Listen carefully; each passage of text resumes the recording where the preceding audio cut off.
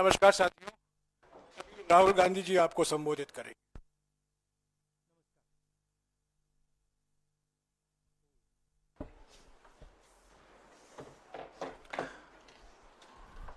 Parliament में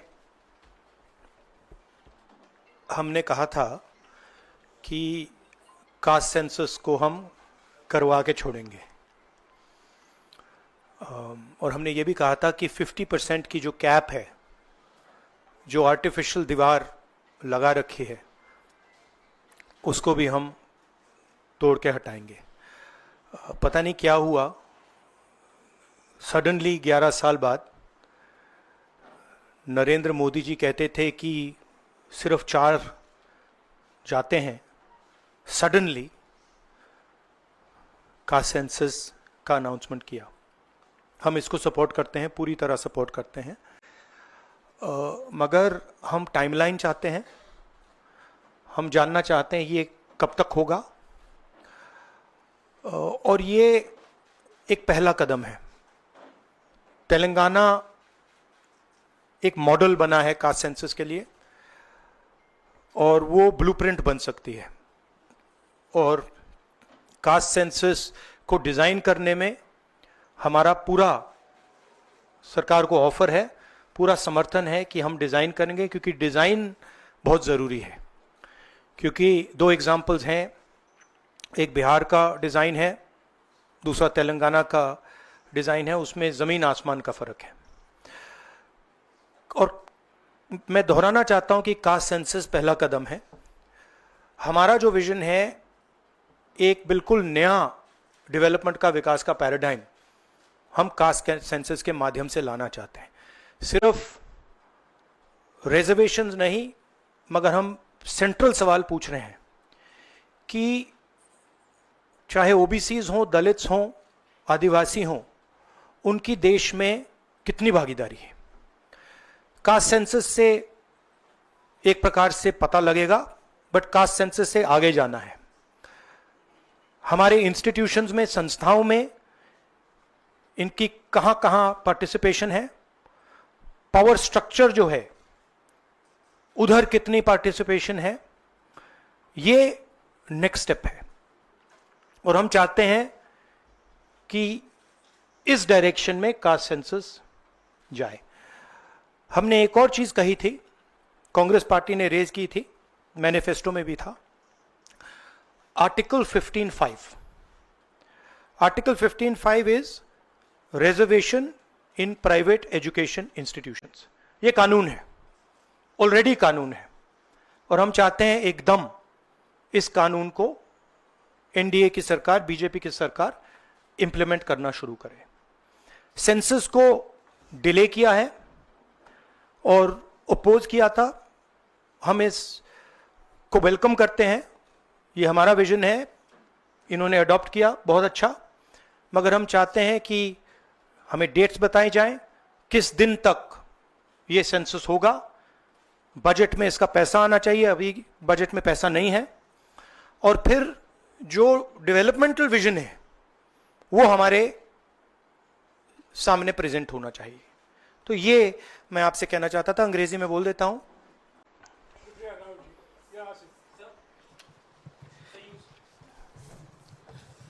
So you said that the government was opposed to this and suddenly decided to take this step. Do you think that this decision has been taken in light of the upcoming Bihar polls? No, I don't think so. I don't think that's why this decision has been taken in a hurry. I don't need to comment on whether they took it, when they took it, how they took it. Now they have taken it. We are happy they've taken it. Now this needs to be taken forward. Sir, प्रधानमंत्री बार बार ये कहते थे कि ये 4 जातियां होती हैं सिर्फ देश में। अब अचानक से फैसला हुआ, तो क्या लगता है कि आपको जो विपक्ष ने और आप लोगों ने दबाव बनाया, उस दबाव के कारण? ये सिर्फ हमने दबाव नहीं डाला, ये सिर्फ दबाव नहीं डाला है हमने, ये हमने ऑर्गेनाइज तरीके से, बहुत गहराई से कैंपेन चलाया है, ग्रासरूट लेवल पे कैंपेन चलाया है, और महीनों से हम ये कैंपेन चला रहे हैं, और इस कैंपेन का असर पड़ा है, इफेक्ट आया है, और इसीलिए इन्होंने ये डिसीजन लिया है। बट कास्ट सेंसस जो मैंने आपसे बोला, ये दरवाजा खोलने का तरीका है। उसके बाद रियल विकास का काम शुरू होगा। एक बार हमें इंफॉर्मेशन मिलेगी तो फिर हम उस इंफॉर्मेशन के बेसिस पे हम एक्शन ले पाएंगे। मैं आपको 2-3 उदाहरण देता हूं। तेलंगाना के कास्ट सेंसस में से इंफॉर्मेशन किस ग्रैन्युलैरिटी की आ रही है और किस टाइप की इंफॉर्मेशन आ रही है। तेलंगाना में जो कॉर्पोरेट स्ट्रक्चर है, CEOs, management team, senior management, ownership structure, उसमें आपको एक दलित नहीं मिलेगा, एक आदिवासी नहीं मिलेगा, एक पिछड़े वर्ग का व्यक्ति नहीं मिलेगा। मैं कह रहा हूं एक नहीं मिलेगा। मैं ये नहीं कह रहा हूं कि 1% नहीं मिलेगा, है ही नहीं। 90% of India is not represented there, first. Second, gig workers, जिनके लिए हमने तेलंगाना में और अब कर्नाटक में हम कानून बना रहे हैं। अगर आप गिग वर्कर्स की लिस्ट देखें, जिसको मैं मॉडर्न स्लेवरी कहता हूं, उसमें आपको सिर्फ OBC, दलित और आदिवासी मिलेंगे। तो ये 2 स्ट्रीम्स बन रही हैं। एक स्ट्रीम मजदूरी की स्ट्रीम, गरीबी की स्ट्रीम, बेरोजगारी की स्ट्रीम, जिसमें दलित, आदिवासी, पिछड़ा वर्ग है, और दूसरी स्ट्रीम जिसमें एक छोटी सी एलीट पूरे के पूरे सिस्टम को कंट्रोल कर रही है। उसके ऊपर अदानी जी, अंबानी जी बैठे हैं। तो ये कास्ट सेंसस इस चीज को बदलने का फाउंडेशन है, पहला कदम है। राहुल जी, आप लगातार दबाव बना रहे थे, लेकिन पिछले 11 सालों से प्रधानमंत्री मोदी इस पर नहीं मान रहे थे। अभी पहलगाम का इतना बड़ा हादसा हुआ, क्या आपको लगता है कि इस वक्त में जो टाइमिंग है प्रधानमंत्री की कास्ट सेंसस को मानना, वो पहलगाम से ध्यान भटकाने की कोशिश है? आप जर्नलिस्ट हो, ये आप लोगों का काम है। आपका काम स्पेक्यूलेशन है, मेरा काम स्पेक्यूलेशन नहीं है। मैं फैक्ट्स पे काम करता हूं। तो आप स्पेक्यूलेट कीजिए, मैं इस पे स्पेक्यूलेट नहीं करूंगा। मेरे को स्पेक्यूलेट करने की जरूरत ही नहीं है। उन्होंने क्यों लिया, क्यों नहीं लिया, उसमें मुझे कोई इंटरेस्ट नहीं है। लिया, और ये बड़ा स्टेप है। मैं सिर्फ ये समझना चाहता हूं कि ये सेंसस कब होगा और ये किस प्रकार से सेंसस होगा, कौन से सवाल इसमें होंगे। क्योंकि आप कह सकते हो कि हमने सेंसस कर दिया और फिर रेलेवेंट सवाल आपने नहीं पूछे, तो फिर उसका कोई मतलब ही नहीं है। तो तेलंगाना में हमने बहुत गहराई से पब्लिक में जाकर कंसल्टेशन करके, लाखों लोगों से कंसल्टेशन करके हमने डिजाइन किया है। तो we want a people's census, we don't not want a bureaucrat census. Sir, आप पहले ही कहते थे कि एक्सरे है ये, तो एक्सरे के लिए सरकार राजी हो गई है। किस तरीके से एक्सरे हो? आप बार बार तेलंगाना मॉडल की बात कर रहे हैं, तो क्या तेलंगाना मॉडल अडॉप्ट होना चाहिए? किस तरीके से होना नहीं, चाहिए? देखिए, तेलंगाना मॉडल में 2-3 प्रिंसिपल्स हैं। पहला प्रिंसिपल है कि बंद कमरे में 5-10 ब्यूरोक्रेट्स ने उसको नहीं डिजाइन किया, ठीक है? क्योंकि फ्रैंकली बोलूं तो जिन कम्युनिटीज की हम मदद करने की कोशिश कर रहे हैं, उनकी होल्ड ब्यूरोक्रेसी में है ही नहीं। तो हम चाहते हैं मैस सेंसस, ओपन टेक्नोलॉजी का सेंसस, जहां हम स्टेक होल्डर से पूछें आपको एक्चुअली डिजाइन में आपकी क्या राय है, आप डिजाइन के बारे में क्या सोचते हो। ये तेलंगाना का first principle. Second principle Telangana में कि we have set up a expert group who is now going to study all the data and is going to present to the government of Telangana a vision based on caste census. So that is the second step. And third step, as you are already aware, Telangana has demolished that wall of 50%, right? And also the 15(5), Article 15(5) जो मैंने mention किया है।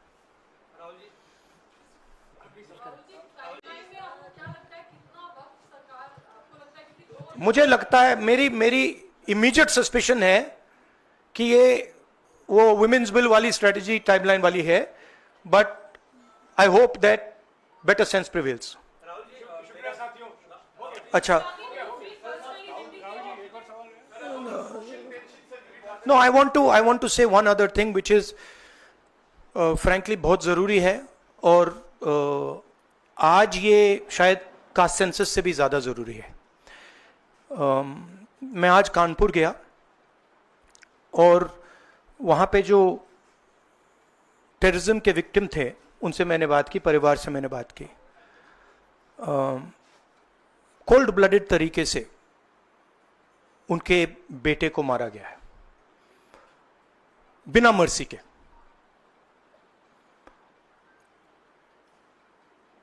और 28 लोगों को ऐसे मारा गया है, बहुत सारे लोग घायल हुए हैं.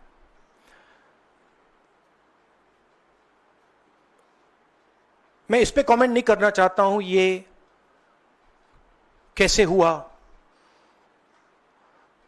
मैं सिर्फ ये कहना चाहता हूं कि जिन लोगों ने ये किया है,